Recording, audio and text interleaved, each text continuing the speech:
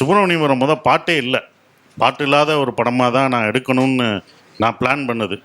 ஏன்னா இளையராஜா அவர்களுடைய மியூசிக் தான் படத்தில் வரும். சிறு பொன்மணி, தோட்டம் கொண்ட ராஜா, இப்படி தான் நான் ஸ்கிரிப்டே எழுதினேன்.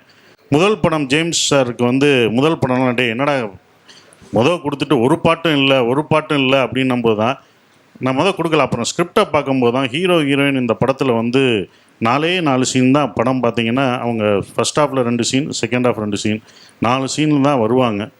என்ன அப்படின்னு யோசிக்கும் போது தான் அப்போ ஒவ்வொரு பாடலாக நான் அதுக்கு பாட்டில் இது பண்ணுவோன்னு சொல்லிட்டு தான் எனக்கு கண்கள் 2 தேவைப்பட்டது, காதல் சிலுவைகள் தேவைப்பட்டது.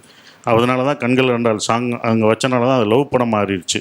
இல்லாட்டினா அது வேறு மாதிரி ஒன்று ஆயிருக்கும். அது கொஞ்சம் இதாக இருந்தது. காதல் சிலுவையிலையும் வச்சும்போது அதோட பெயினை சொன்னது. அப்போ லவ் பெயின் அப்படின்றத நம்ம சொல்லணும். நமக்கு அனுபவம் இல்லை, அனுபவம் இருந்தால் சொல்லலாம். என்னடா லவ் பெயினை எப்படி சொல்றது? இப்போ நீங்கள் சொன்னால் கூட எல்லாம் நம்புவாங்க. அதனால் இப்போனாலும் சொல்லியிருங்க அந்த சுச்சுவேஷன் என்னதான். எனக்கு இன்ன வரைக்கும் படம் பார்த்துட்டானுங்க. எனக்கு தேவைப்பட்டது லவ் பெயின் இவங்க சொல்லணும். ஆனால் நல்ல வரிகள் வரணும், நல்ல பாட்டு வரணும். நம்ம போய் எதுவும் டிஸ்ட்ராக்ட் பண்ணக்கூடாது. இப்படி தான் வேணும் அப்படின்றத ஒருத்தவங்களை ஒய்டாக சிந்திக்க நீங்கள் என்னெல்லாம் தோணுதோ அதை எழுதணும் அப்படின்னு நினச்சேன்.